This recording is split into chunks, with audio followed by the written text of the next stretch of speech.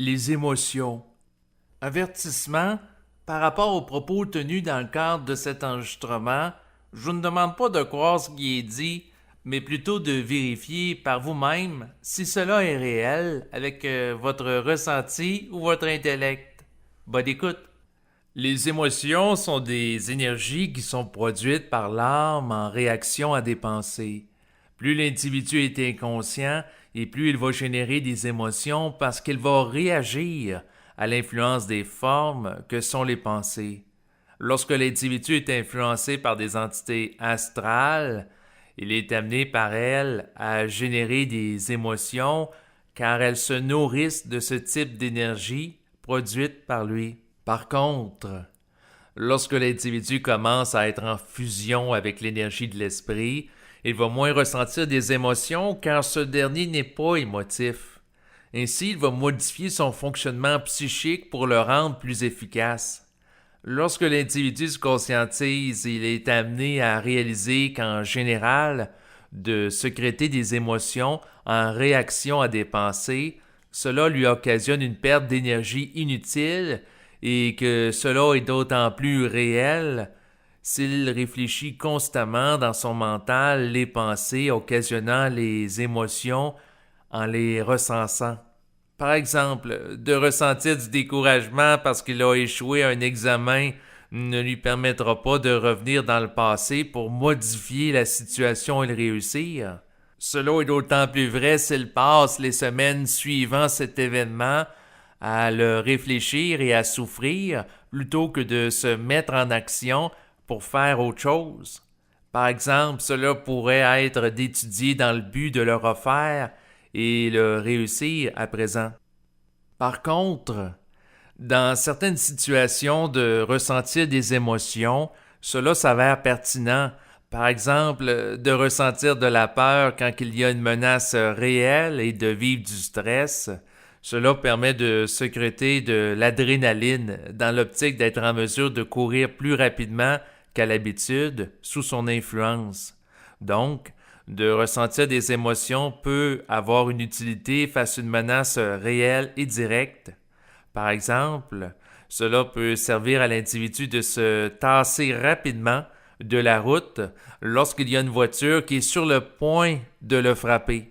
Souvent, les émotions sont engendrées par le fait que l'individu n'est pas en mesure d'assumer le réel sans jeter sur lui un regard polarisé en y réfléchissant.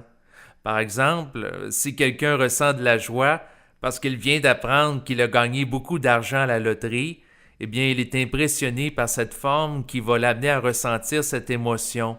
Par contre, s'il réalise qu'il vient de perdre à la loterie, il est susceptible de ressentir de la tristesse. Toutefois, si l'individu est libre de l'attachement à la forme, il ne vibrera plus émotivement et cela peu importe ce qui arrive. Qu'il gagne ou perde à la loterie, cela ne l'amène pas à ressentir d'émotions particulières car il n'y réfléchira pas. Il est plus détaché à l'égard de l'événement.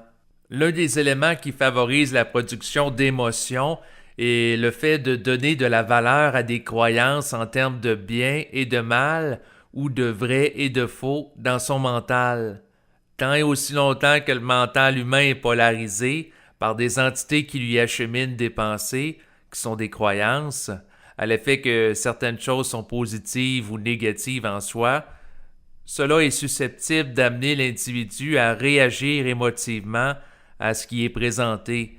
Par exemple, quelqu'un peut croire une entité qui lui achemine dans sa psyché l'idée que s'il perd son travail, c'est mauvais, s'il s'imagine ne pas être en mesure d'en trouver un autre. Dans cette optique, s'il est congédié, il risque de ressentir du désespoir plutôt que de vivre l'événement sans le colorer d'émotion. D'ailleurs, c'est souvent le fait que l'âme va avoir tendance à se créer un surplus de souffrance psychologique à l'égard d'un événement sur le plan émotif en y réfléchissant constamment, qu'elle va obstruer sa perception de son esprit. Bref, la perception des émotions qui sont des énergies lourdes va masquer celle de l'intelligence créative de l'esprit qui est plus difficile à percevoir car subtil. La perception et la communication avec l'esprit pourra amener l'individu à vivre calmement l'événement en lui présentant son regard sur ce dernier. De plus, il pourra discuter avec lui dans l'optique de se remettre en action pour se trouver un autre emploi.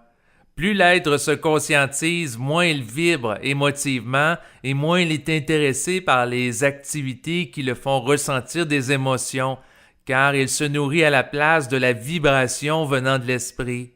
Par exemple, quelqu'un qui s'éveille risque moins d'être intéressé à regarder des films d'horreur pour se sentir vivant à travers le ressenti émotionnel qu'il occasionne.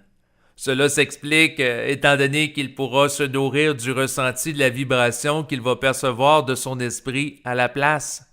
D'ailleurs, les gens vont souvent consommer des films pour vibrer émotivement pour compenser la présence d'un vide à l'intérieur d'eux. Par contre, s'ils vivent la plénitude du ressenti de la présence de leur esprit, ils vont se nourrir de cette vibration créative plutôt que de formes extérieures à eux qui sont plus lourdes.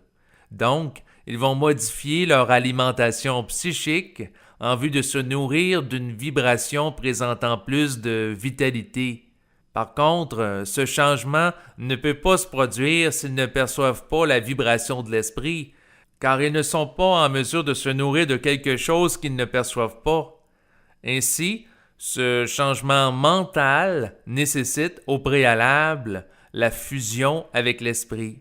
L'âme, qui vivait presque exclusivement en fonction du corps et sa nature animale, durant l'involution, soit la forme, va vivre de plus en plus en fonction de l'esprit, qui est une énergie intelligente lors de l'évolution.